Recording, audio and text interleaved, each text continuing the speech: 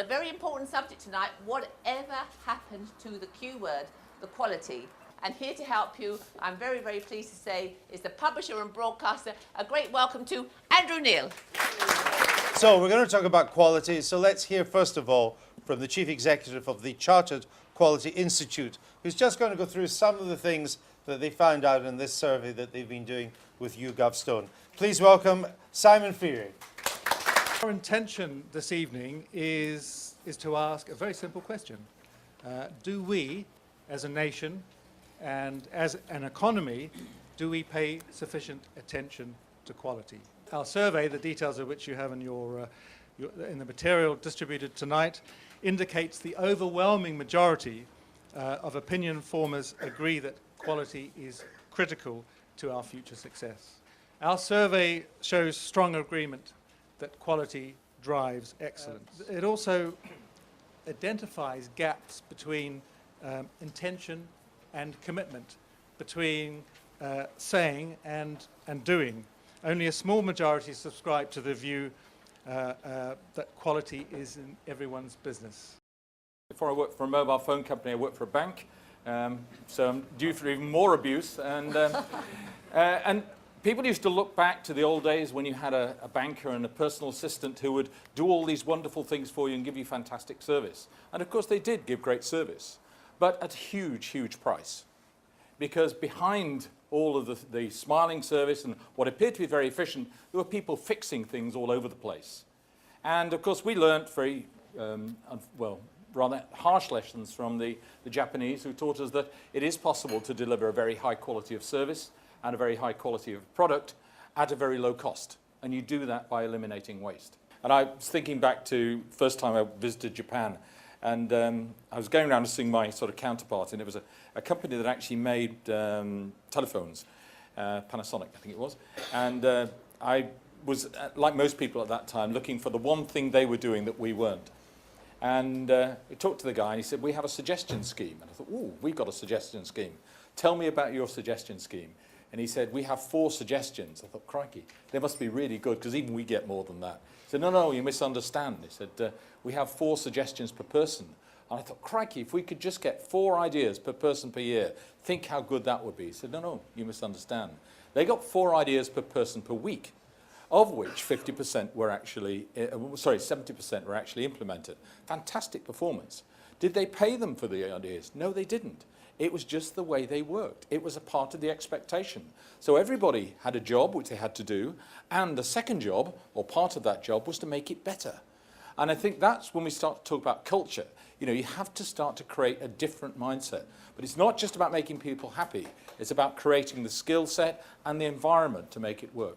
Marks & Spencer is a business founded on quality, and 125 years ago, that point wasn't lost on Michael Marks when he had his Penny Bazaar stall in the Leeds market. Clear sign above his stall, don't ask the price, it's a penny. Everybody knew what they were getting, everybody knew what the price was. It was in 1926 when Marks & Spencer started to directly source all of its products from its supply base, giving much greater control over the quality of the product, and also having given them much greater control on the cost of product as well. And that has been ingrained in everything that we do. But in this new era of Marks & Spencer, quality and all of the other bits that I've just mentioned, they come with the added strapline of sustainability. Because all of the decisions we make within the business actually are quality decisions that drive a better future. We had to change the language. Sustainability and quality, and often in the past, has been telling people what to stop doing. And if you really want to drive it with some pace and get people behind you, it's about telling people what to start doing. It's a much more positive thing. You're focusing them on one point. You've got much better chance of getting there. So I was a bit concerned about this survey, where people seem to be confused about who's responsible for quality. Well, of course, we all are.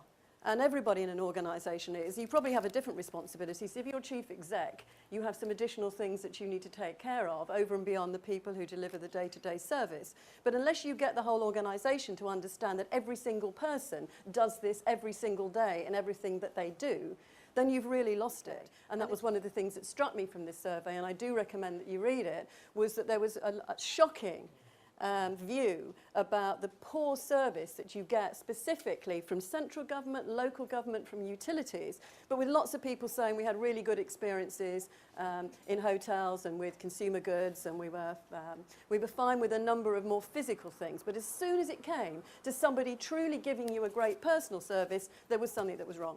And I think that's a great shame. You mentioned quality, and what is it? The definition I was always given is excellence achieved through customer and people satisfaction. Now, we built the business up quite well and made a lot of profit out of it just by doing those simple things. And I can't understand why people put barriers in the way when you've got people ringing up who want to get a service and buy something off you. Now, the benefit of this is shown in the profit. It's not the waste reduction or the cost reduction. It's the profit increase. In TNT Express, when we took over the global business, which was operating in 62 countries with 45,000 people, and it was losing 3 million a week. That's 150 million going out the door every year. And 4.5 years yet later, through excellence, using the excellence model, we managed to get that up to 276 million profit, and improving at the rate of 2 million a week on the bottom line. In this company we just sold, we are running prisons. I think it's all about people, and we had a saying in our company, take care of your people, allow them to take care of your customers, and the rest of it will take care of itself. Well, we need to equip them with the right tools and the training and the computer systems and everything that they need to do the job. In earlier days, you may have drunk something that was called a vin délimité d'une qualité supérieure, where we use the word quality actually to indicate this is not an appellation contrôlée. We call it qualité supérieure. So the word quality can be mucked around with, and it's in the eye of the beholder and the customer. It is hard work. I think Alan will probably confirm it's hard work, and it takes a long time. And not only that, but the first faltering steps on the path to quality or excellence can often lead to things getting worse before they get better, at least so it seems to employees, because you're talking about what's sometimes called systems thinking, a systemic approach to your whole business and organisation, starting with what the customer wants and building back. CEOs need help from customers to know what quality should be all about. For me, the definition is very simple. It's called customer satisfaction, it's measurable, it's called repeat business. And if CEOs need help to understand that, all they have to do is to just tread the high street and talk to consumers, and they'll find out what people think of their product. But that's what CEOs ought to be doing, consuming their own products. One of the things I've really seen in the last few years is that there is no responsibility. A lot of people don't take personal responsibility. Lots of companies are outsourcing, particularly customer service, and increasingly you no longer find a person who will take your problem from the beginning to the end. And I think that's really sad. And it's just really sad, because it's just actually meaning that businesses increasingly will just lose customers because I think they'll go elsewhere. What worries me greatly in business, having spent 30 years in business myself, is the extent to which procedures, now called management systems, have become the enemy of empowerment. People have, I think, in many companies taken quality to mean you have to unify the way you do things, which means you have to systematise it. That leaves procedures and people tick boxes and don't think anymore.